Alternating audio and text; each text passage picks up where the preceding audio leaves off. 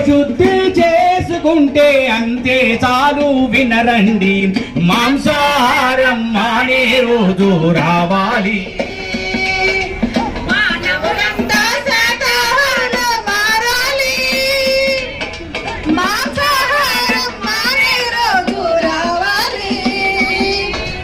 పండుగ పప్పాలకు నీవు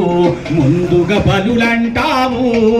పండుగ పప్పాలకు నీవు ముందుగా బలులంటావు బలి చేసిన తలలను కూడా విందుగా భోంచేస్తావు